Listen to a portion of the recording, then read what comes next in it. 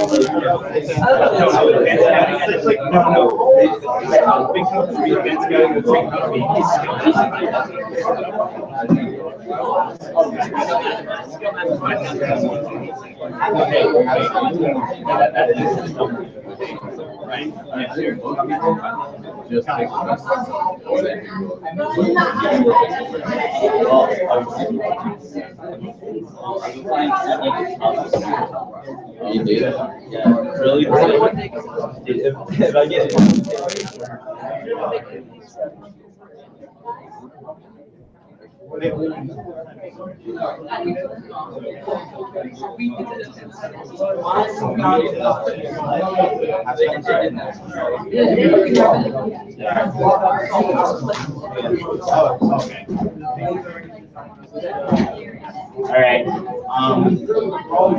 Hey guys, we're gonna be starting now. So if you guys are here for advanced scouting, please take a seat. If not, there's a program presentation going on in the room as well as everyone. We call this the home stretch, folks. Yeah. All right.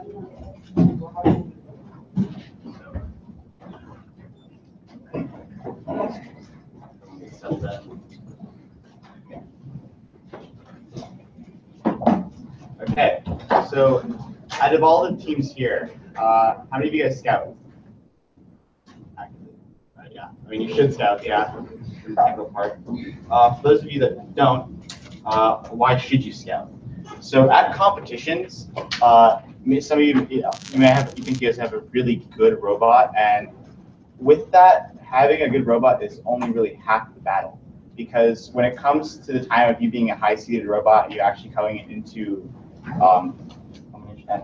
going to the final rounds, you're going to need a good alliance to actually get anywhere in the finals and stuff like that. So what you want to do is be able to scout the matches early on in a limbs and decide which robots you do want to pick, which robots are do's and don'ts, and you want to make sure you have a good alliance set up. So there are several methods of scouting. As our team,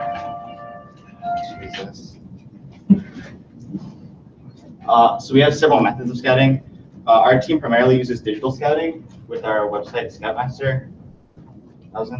We have that open now. We can show you after the slide. There's also hybrid scouting. So some teams have scouting pages set up with Google Sheets, and they all record them at the same time. And then some teams usually use a traditional paper scouting.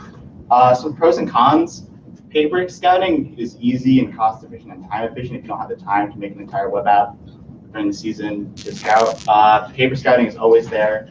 It's easy, it's simple, it's effective to a degree. Hybrid scouting is nice because it's really it's organized as well.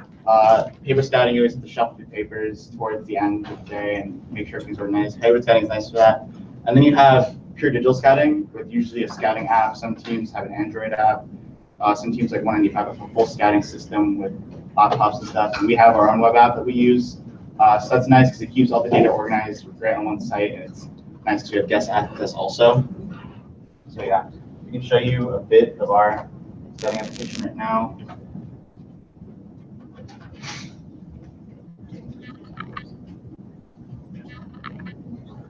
Okay, this is Scoutmaster 5000. So this year you just had to enter a team number here. So, and then you have you'd enter the match number, and you would record data for auto, where they would start, starting placement, where they shot, where they climbed, etc.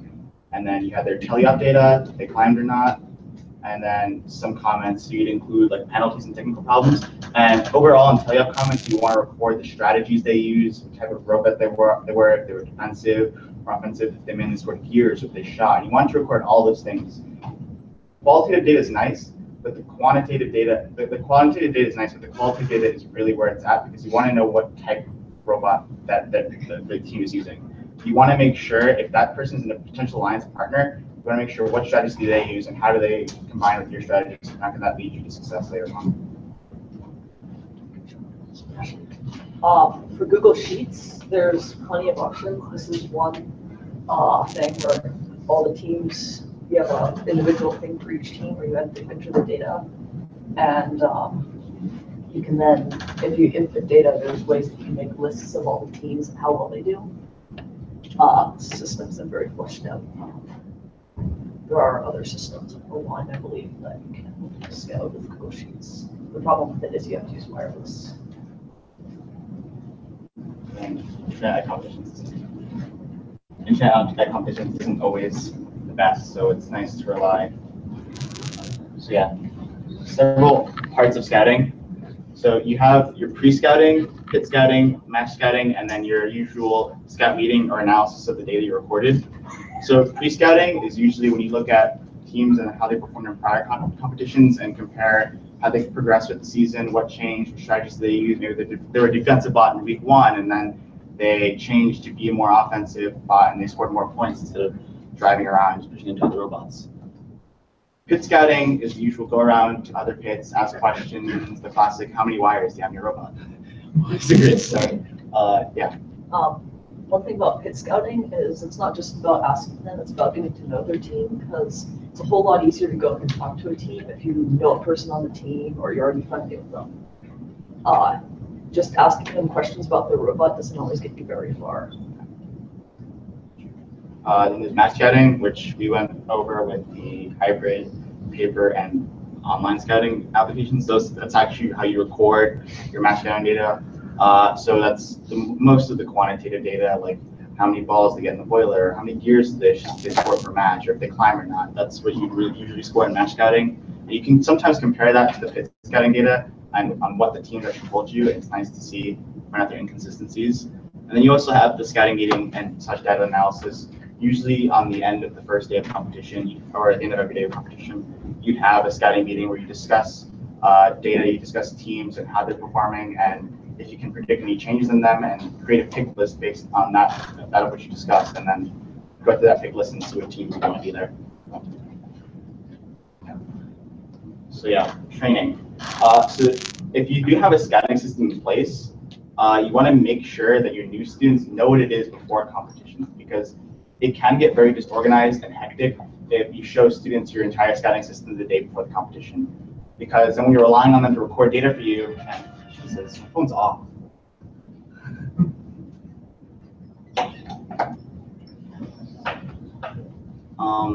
Yeah, so if you do bring your new scouts in blind, that can lead to inaccurate data, or even worse, just no data, because students will get discouraged and confused, not report data.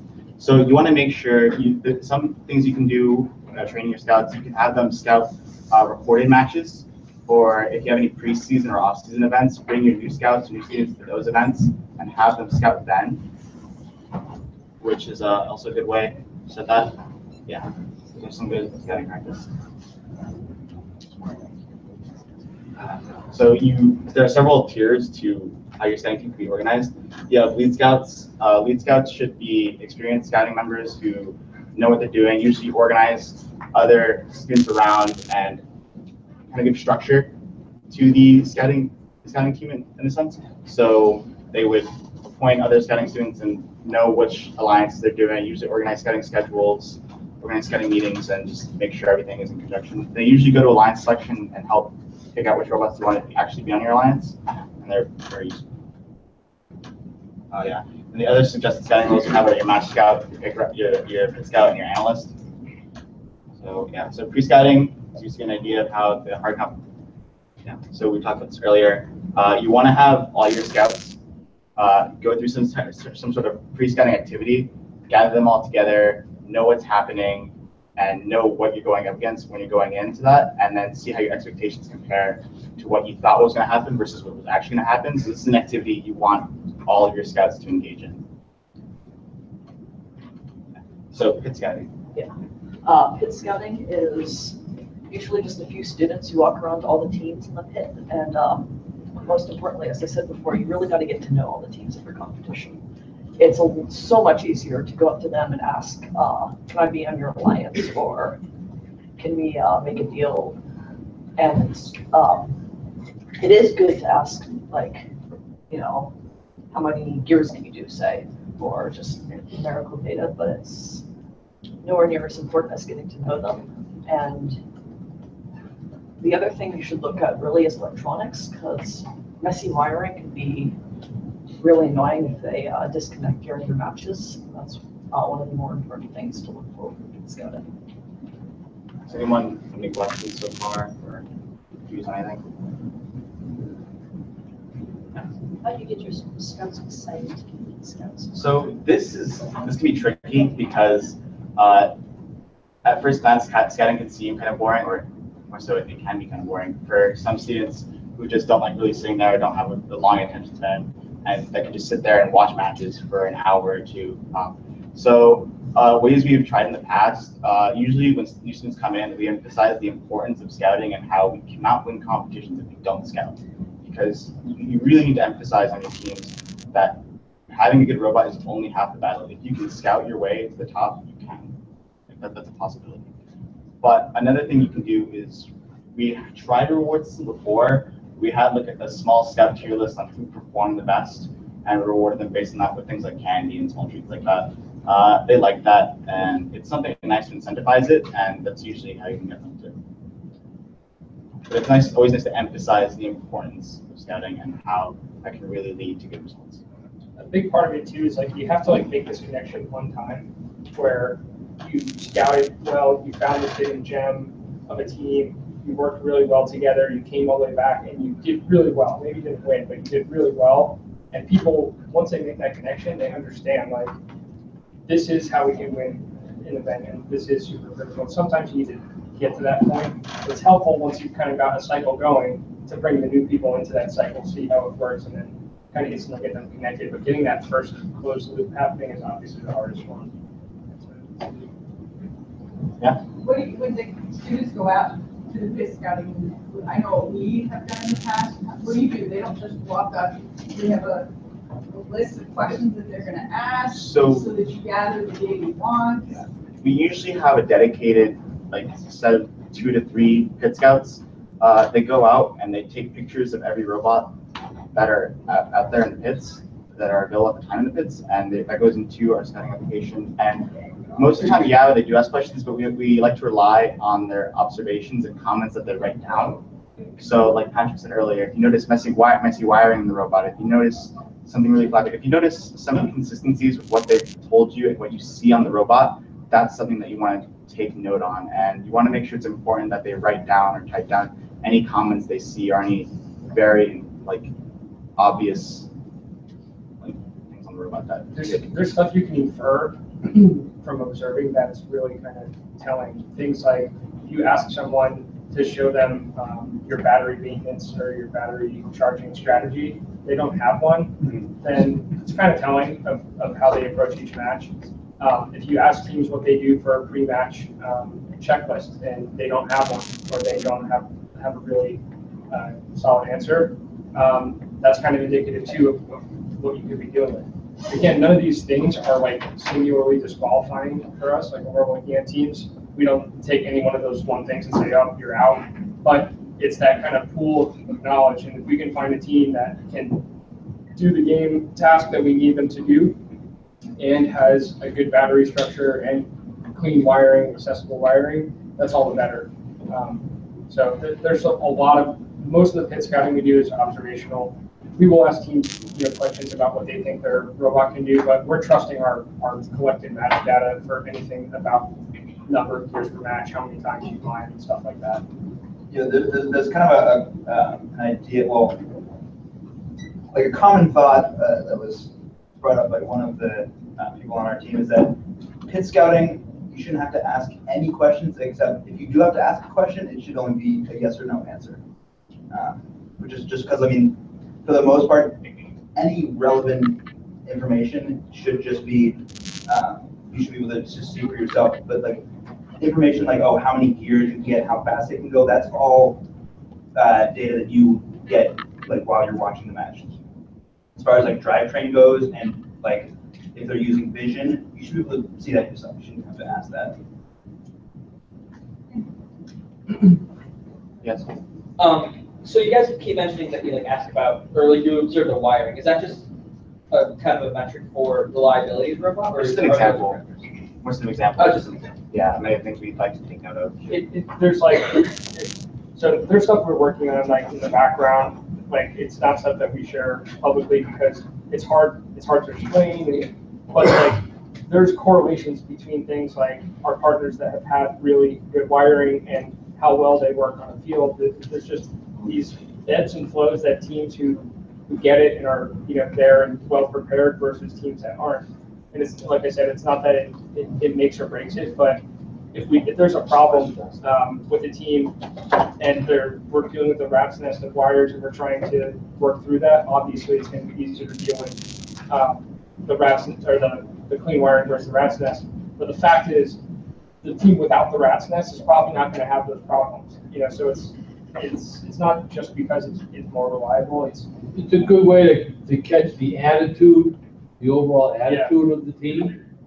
So if they have a good attitude, they're going to take pride in what they build and route the pneumatics correctly and the wiring neat, and then have a systematic approach to the game design, to the robot design for that game, and that's going to carry over onto the field. Whereas if you have a team that's just kind of lackadaisical and throws it all together, but it works, it's more of a metric of their overall attitude. Now, there are exceptions. Obviously, there are exceptions. I've seen, rookie teams that come in, or even veteran teams that you get a whole freaking rat's nest, but they're kicking the tire out of the game on the field too. But it just gives you an attitude of the overall attitude of the team. It's more so looking out for good practice. Yeah. Comments? One thing that is overlooked is that some of the people at an event that see the most information are the volunteers. We in New England have a need for volunteers.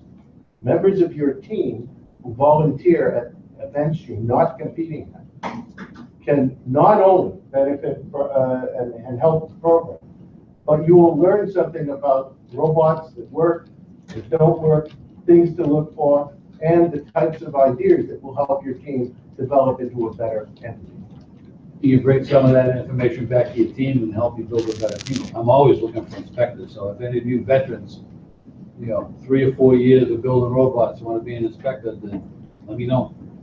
the other big one is bumpers. Oh, yeah. That tell a lot. I made a comment about, pneumatics being our bane, bumpers is the next one. And bumpers will be back this year. So you know that? Yes, Yes, they announced it. it's been announced. I wouldn't tell you anything unless it was public knowledge anyways. That's a nice story. The main meat of your scouting, though, is going to come from the match scouting. This is where you take in all the actual quantitative observations that happen on the field.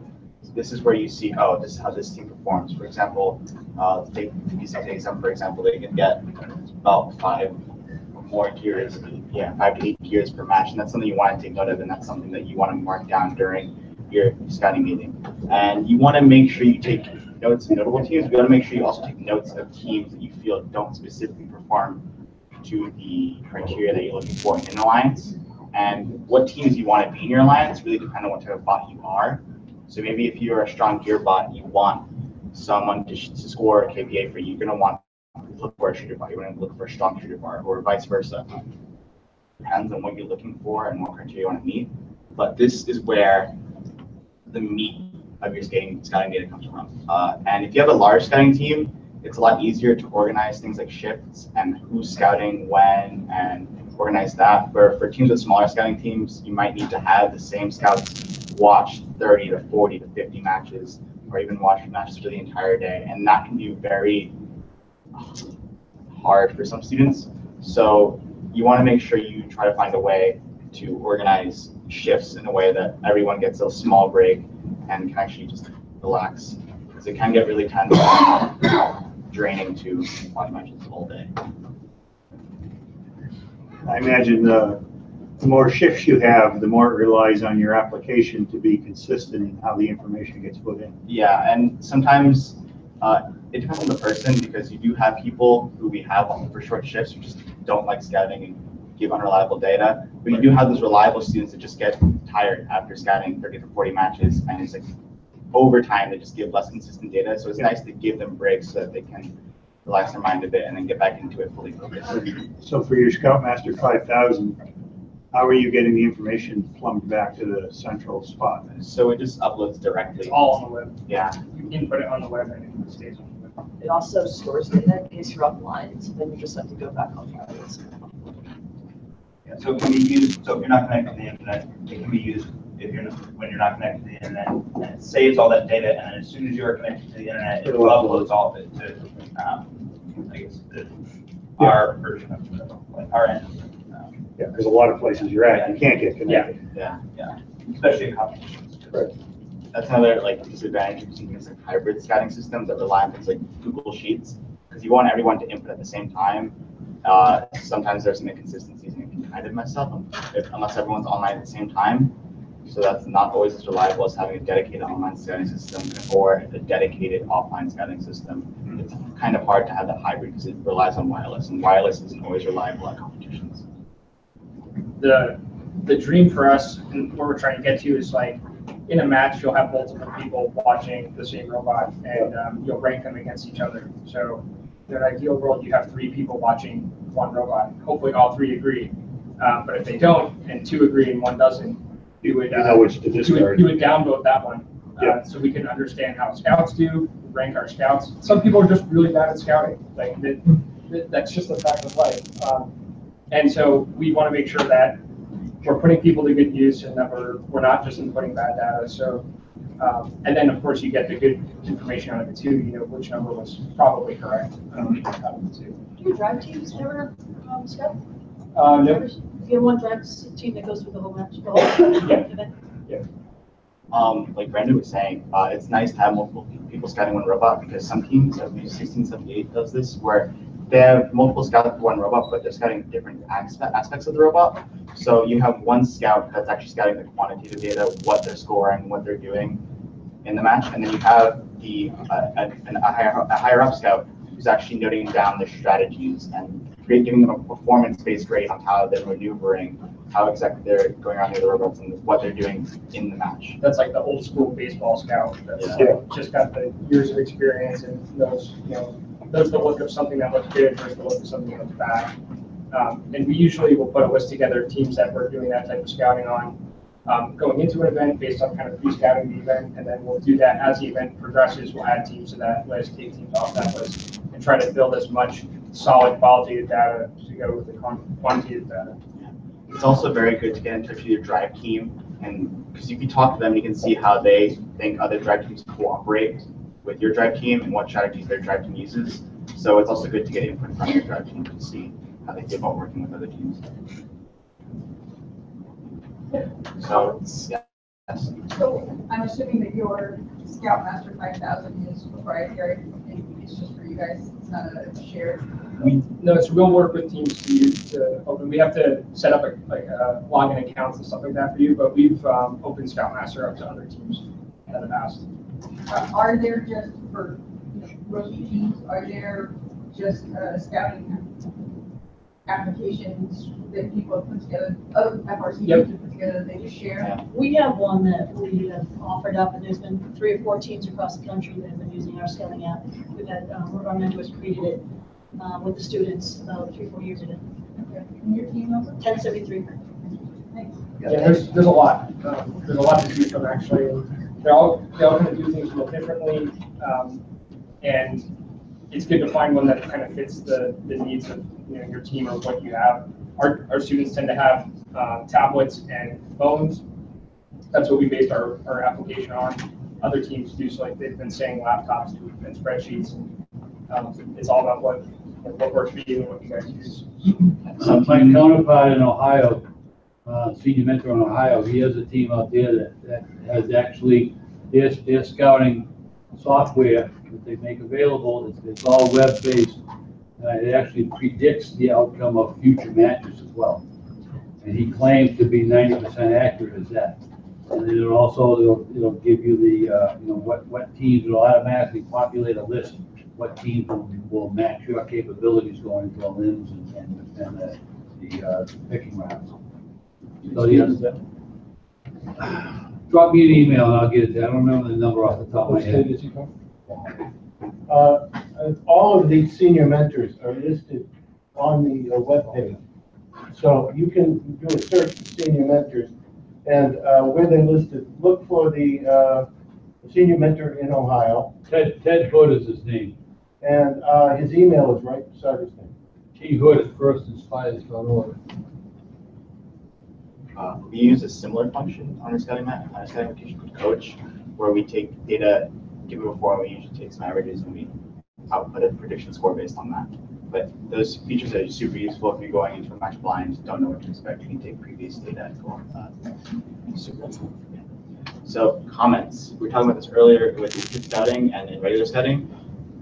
In our scouting system, where we don't have a multiple tiered scout system, where we have one scout taking qualitative and one scout taking quantitative, it's kind of all in one. So you want to make sure your scouts take good comments and write down what's going on and are paying attention to the actual strategies that the team is applying.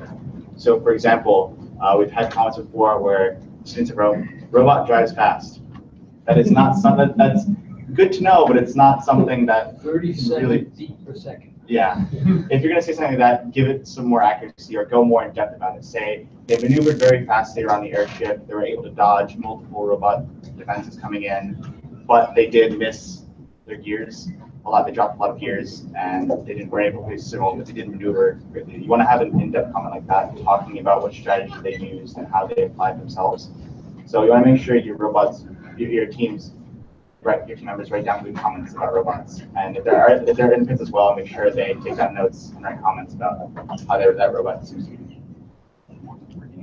Yeah, this is also really helpful when you're creating your pick list, because if the comments say they broke down in half their matches, or they've got like their drivers just don't know how to maneuver around other robots and are super susceptible to defense, it's really helpful instead of just the numerical data, because they're not necessarily under circumstances in qualification matches that they'll be facing your elements. So analyzing data and creating a pick list. This usually happens during the scouting meeting portion of scouting. You want to, if there's videos of the matches, you want to rewatch those matches to get a more accurate depiction of what the robot was actually doing. You don't really want to rely that much on the data, but you want to mainly group up the data and take a look at those numbers, take a look at those comments, and see how that robot is performing, and rank that comparatively to the other robots in that competition. You want to take into account student recollections and how they thought other robots were performing, as well as the data itself, and compare those. Comments are super useful in this because sometimes the numbers don't really reflect what's said in the comments, and you want to point out those inconsistencies, as well as say maybe a robot wasn't really performing that well gear-wise, but they were driving very well. You can maybe put up that robot as a defense spot during the lines when you have it in lines. Yeah, you want to also play out some strategies and discuss different scenarios that might happen during the actual playoffs. So it's nice to have those kind of meetings and discuss and analyze your data and create pick lists. Of course, if you're not seeded first or second, you want to have multiple pick lists and tier those pick lists based on where you are seated. And you want to make sure that you always have a backup for a backup for a backup, because anything can happen. For example, at Worlds this year, there was a scorched earth scenario where we're lucky we got 56 and 87, but basically most of our pick picks were out. Yeah, at Worlds we probably had like 8 or 9 different scenarios that could happen, just because we had no idea what 303 was going to do, and depending on who they scorched, who then would pick who and stuff like that. So it was a very long night that night. Should be us. And if you are, don't be afraid to decline an offer if it doesn't work out, unless you, of course, aren't seasoned. There's things to be careful to in trusting the data. So this is like, I go back to baseball, I'm a baseball fan, but there's like the sabermetric, advanced analytical approach to scouting. But there's also this classic, approach to scouting, and it's still relevant. While the sabermetrics and the data is super critical, and it really helps you, make connections that you maybe don't see. There's also things happening behind those numbers that you may not fully see at first. So one example is when we went to World Championship, we were in the Carson division, and I think the Carson division had like 60% of alliances for rotor in their qualification matches. 60%. So that meant that 60% of qualification alliances were scoring enough gears, 12 gears, to activate the fourth rotor. So if you looked at the data, a lot of teams would have like 4-gear matches, and you'd be like, why do they only have a 4-gear match? Like they feel like they can do 6 or 7 gears. Well, why is that? Well, because they were with 2 other teams that could also do 4 gears, and they got to the fourth rotor and stopped scoring gears because they didn't need to anymore. So if you just went through and sorted by gear average, and that team happened to be paired with a bunch of other teams that scored a lot of gears, and they did a few 4 rotors, it would look like they had a pretty mediocre gear average, when in reality they actually were capable of more. Then do you think especially for that particular scenario, it would be good to maybe put a spot on your scouting data, like what the actual scores at the end of that match were? So like if it was a 4-rotor match, it's a 4-rotor match. So what we did in those situations, and there's probably better ways than what we handled, because we didn't start realizing that until it was kind of flying in our face. It started happening at district champs a little bit, and then by the time we had world champs, it was happening all the time. We didn't have a chance to build it into our scouting system. But we go back and we look at the match, and we say, okay, this looks like a kind of a down match. They got 3 or 4 gears. Let's see what happened there. We look at the match, look at their partners, see if they did 4-rotor. If they did, then we would kind of just write that off. And so what we ended up doing was looking at like the average of the top 3 gears per match that they would do. That was kind of like our on-the-fly choice. And so not everyone was going to be in a 4-rotor match every match. There were a couple teams, like our friends on the Outliers, they 4-rotored every match at championship except for one, including divisions in Einstein, which is incredible. And so we looked at that and we said, all right, if you're going to get a peak gear count of 7, 6, and 7, then you're a pretty high-end gear robot. But if your peak count stays in that 3 to 4 range, then you're a good gear robot, but you're not up to the first pick. And you guys, some of you know our robot, we were a fuel scorer in the purest sense, so we were looking for every gear, right? Like we couldn't bank on 1 gear down in those situations. So, yeah, so that's Einstein. Yeah, and that kind of just goes back to like the hidden gem. Like we spend so much time on just like comparing teams that their average gear count was like not even 1 gear, like it was a half a gear just because of all the things like that. And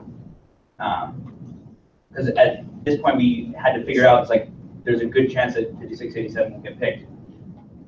Let's be honest here, we did not expect to be able to have 5687. We were completely intending for 33 to pick them, and it was just out of left field when they didn't.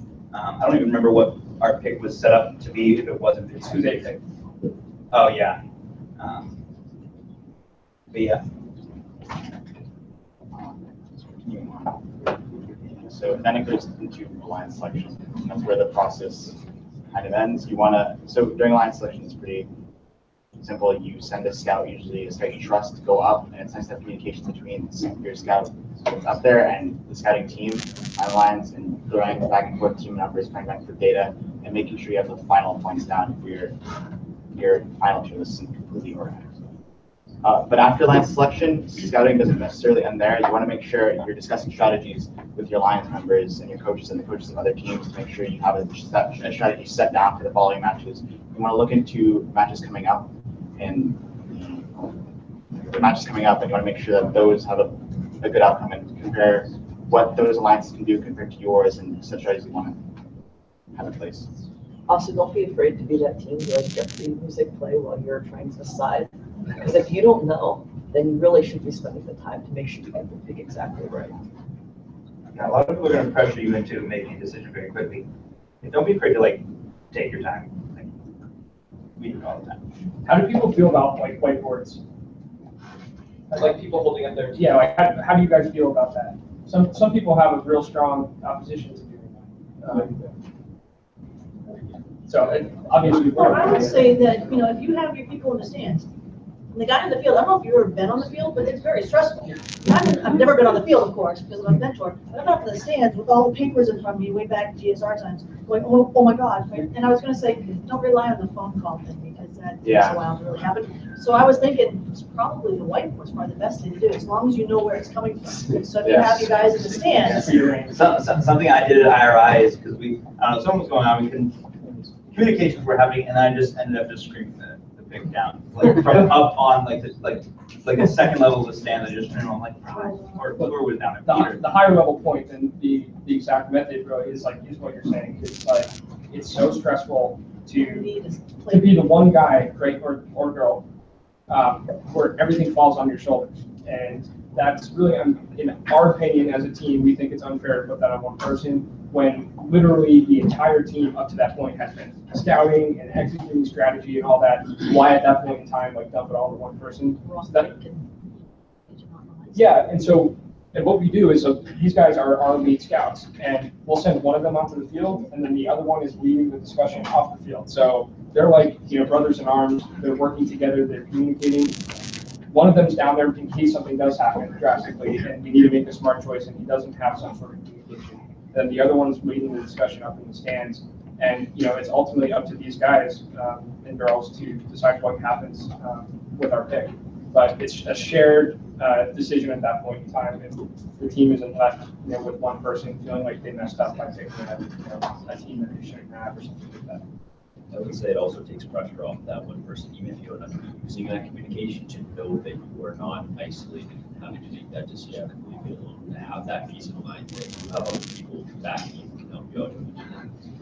It's nice. I've been on the field a couple of times. It's nice to sometimes not necessarily directly participate, but participate in the discussions when you are on call, because the ideas come to conflict, and it's hard because it's a split moment decision. And the guys are kind of all on you, and it's stressful. So yeah, it's nice not to be alone. So if you can communicate with the scout that's up there, the scout that's on the field, do so, because it can be a very pressure-filled situation.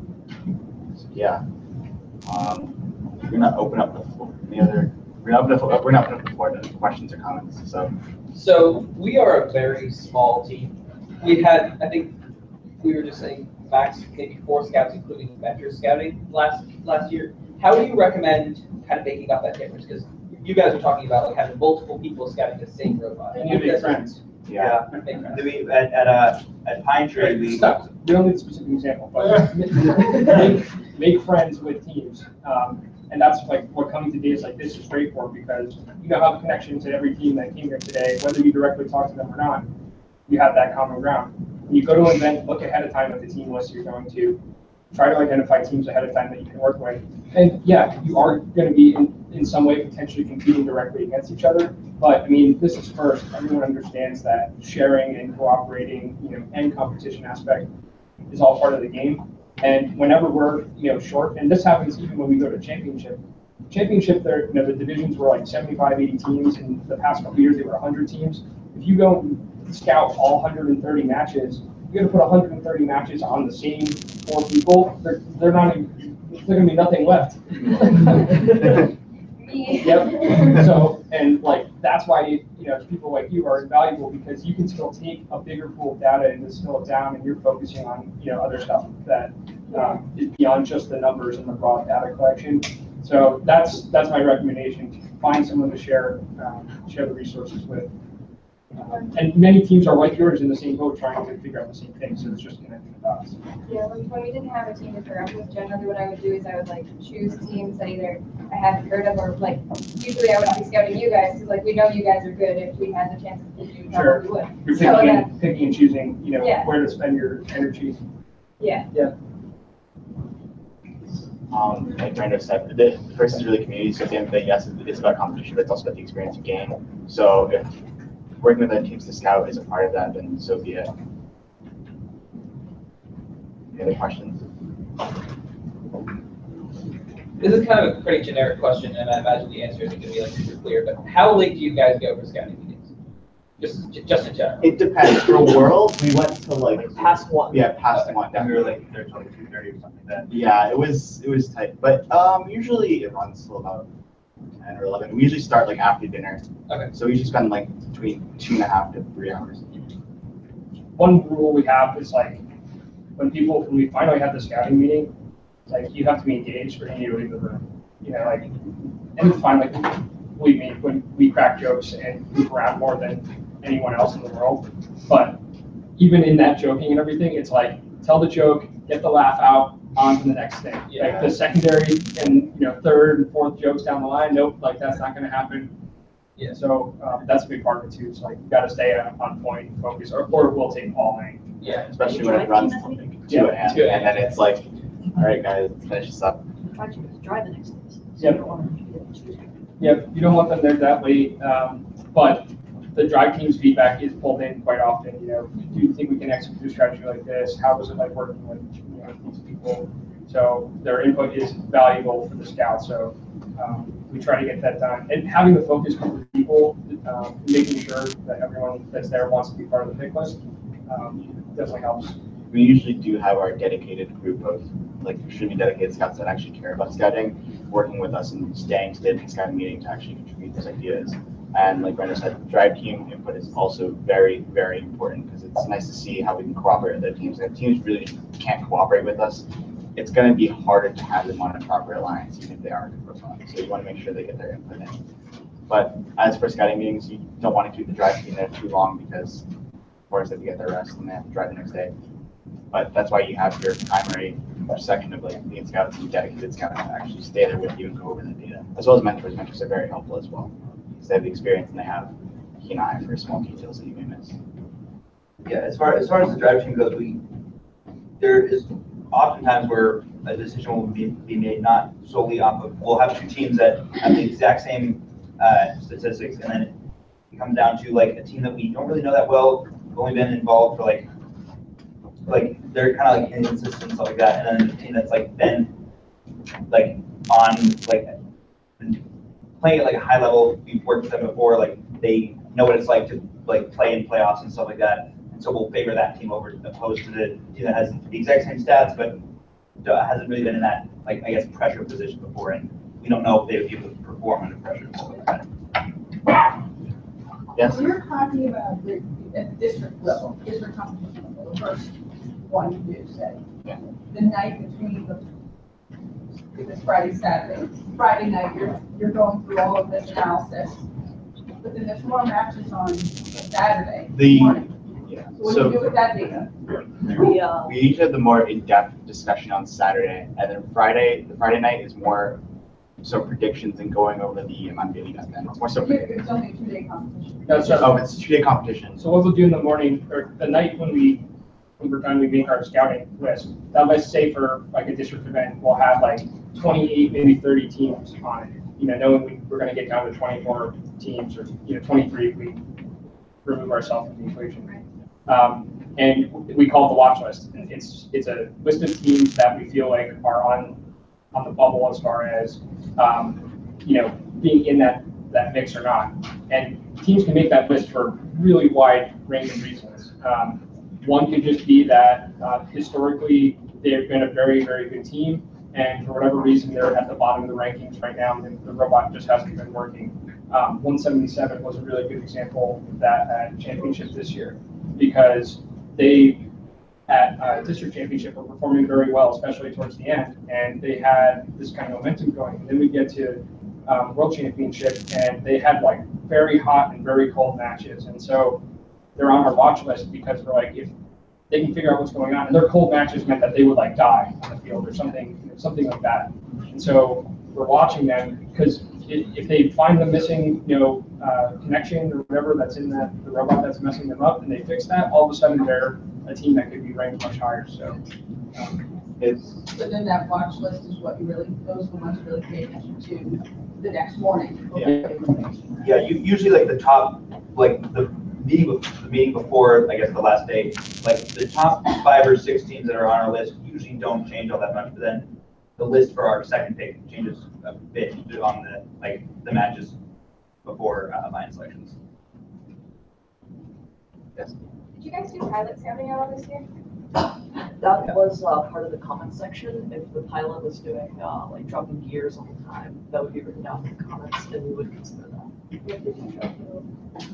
Yeah, that was like, yeah, that was bad. You didn't drop the. the rule, I imagine most pilots are like the rule. But, so I mean, when you're in the position of being a lines captain, you have kind of this luxury too, where you can pretty much count on your pilot being up there in the airship. And so as we got later in the season, and as people really figured out how to play, it was a bigger problem for us with pilots and qualifications. And so having the data for that was really important, because it was kind of a lame rule, in my opinion, having to have every team argue over which person goes up in the airship every match. And so everyone is bringing their own reason to the table. I have to load my robot this way, or the drivers need me to help them line up. How about with slot 1 and slot 2? I thought drive station 1 and drive station 2 was supposed to be on the pilot. No. That was like in the manual, but it was like the generally accepted rule that like anybody could they could exchange their role. It wasn't like slot 1 and slot 2, those pilots had to go up, but like if those 2 teams wanted to, they had preference. It was the default. Yeah. Basically, if all three teams were very adamant on their pilot going up, slot 1 and slot 2 would go up, and slot 3 would just have to deal with it. So obviously, when it comes to that point, it's like not a good feeling going into the match.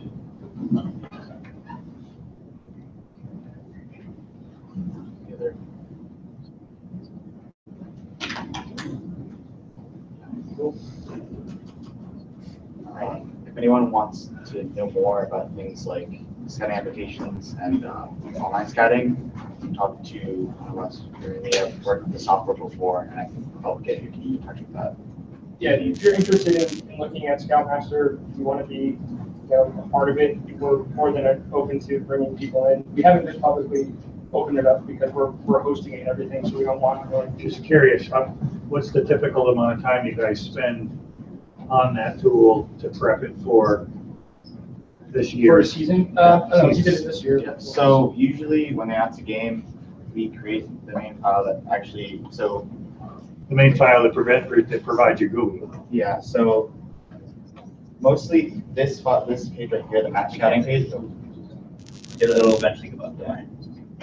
So this is what we change every year. Yeah. So we change the map, what type, I usually have a discussion with the mentor that originally created this. He created this when he was a student, and then I got to take over it this year. So I usually have a conversation with him over how we want to record certain data. So for example, the goals, the balls, we made it up to a rough estimate. So the way it works is we have a slider here. You can also manually enter it here. And you also have these buttons here to do on the fly. And that's something to fix. We didn't really use that. Yeah, but also eyeballing users. Besides, that's something we usually do within the first week, and that gets knocked out, and then we test it out a bit amongst ourselves. Okay, so behind the scenes, the tool is reasonably flexible for you guys to build that. Yeah. Reshape that interface. Yeah, literally that one file that changes with the list where we actually record the matches. That's the only really thing that changes. Okay, I'm curious. Another thing that was great that was helpful against people like accidentally putting in a typo for like a team number. Yeah. Blue Alliance was linked to the app, so if you knew that you were always doing slot 3 and basically you always had the tab saying like I'm red 3, as soon as you put in the match number, it automatically filled in the team number and the team name. So I'll log into a competition. Yeah.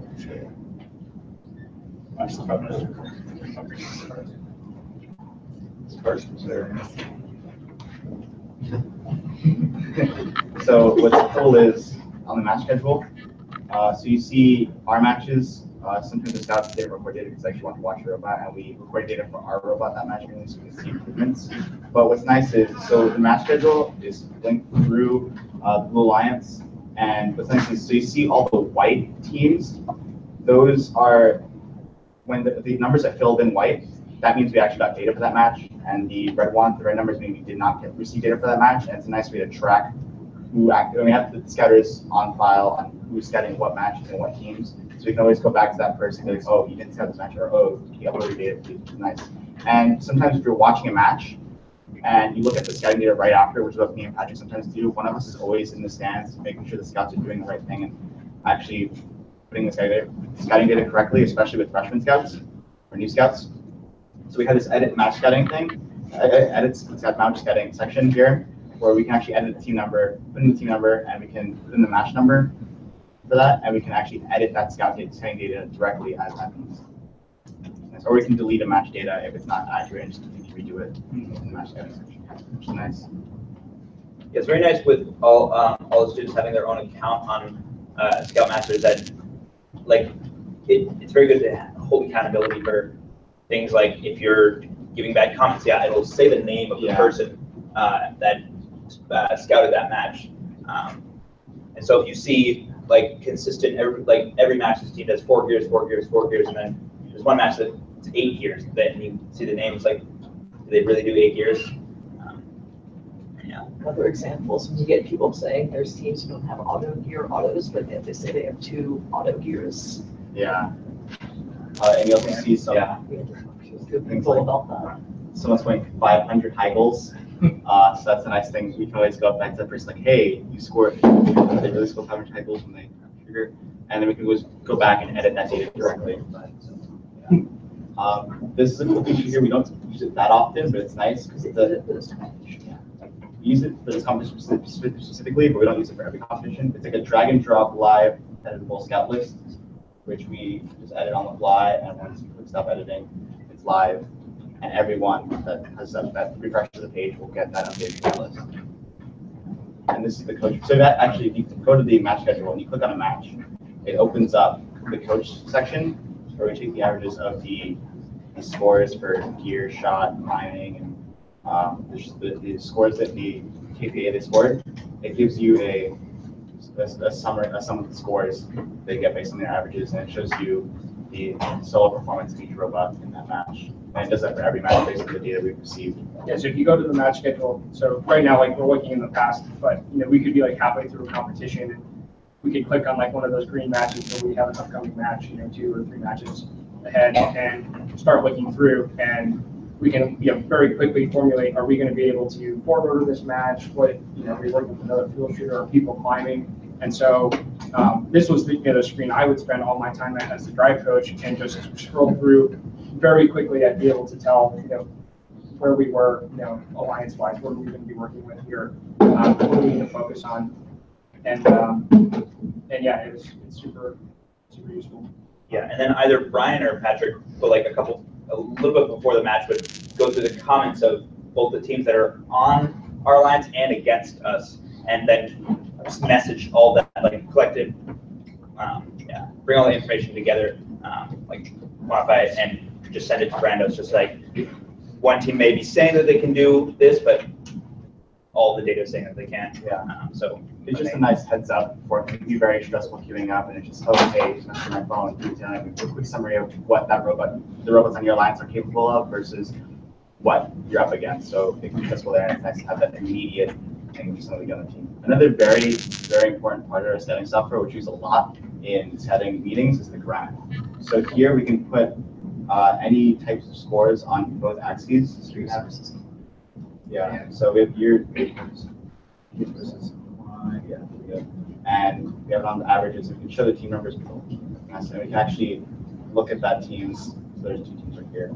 We can look at that team's data and pull it up, and we make our people based on. So this is like at a glance, look at a competition, how people are done, and you can pick how you want to look at the data. So for us, field robot, we're looking for gears and climbing. That's what we wanted, and even for gear robots, you're looking for that a lot of the time.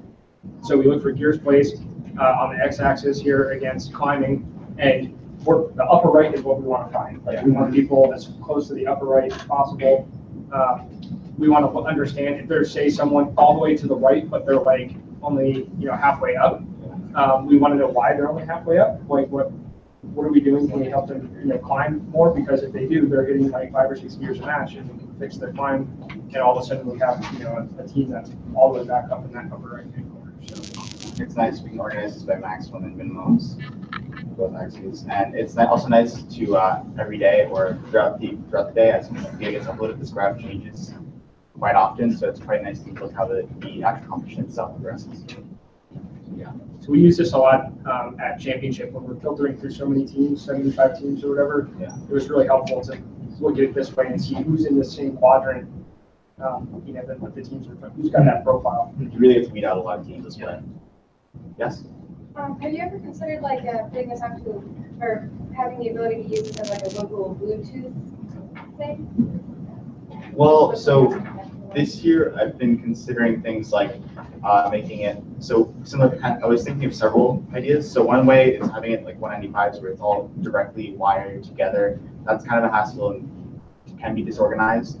I was looking into kind of porting this onto an application on like Kindle Fire and like just getting a bunch of products on Black Friday really cheap and having it dispersed that way if you are organized. But right now, I mean, it saves all the data locally, even if it's not if you are offline and you can just upload it later. So that's been pretty convenient for the most part, but can be annoying. Say on that Saturday when there is no Wi-Fi and we have taken some data we want to take into account, and that's can't get it uploaded, so that is annoying, and that's where something like Bluetooth would be nice. But we haven't really taken that into consideration compared to our other options. Yeah, We found it using, I guess, I want to say Wi-Fi, but just really any network connection. Because I mean, for some, like if you're using a laptop or something like that, it relies on Wi-Fi. But if you're on your phone, it can upload it just like through your your data. Your hotspot. Well, not really a hotspot. Like if you're on like LTE data, like 4G LTE data, it can just immediately upload it. So you're running the app on your phone directly. Yeah, and so it can be run on the phone.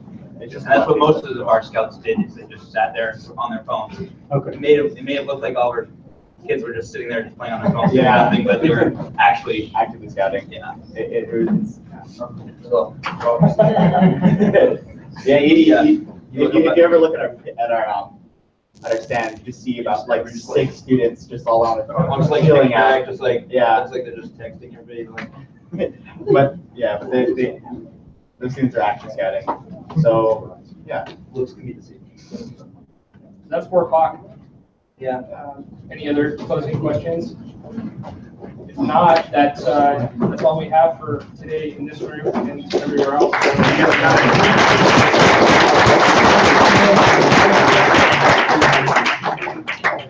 We said it a bunch of times, but if you guys have any questions,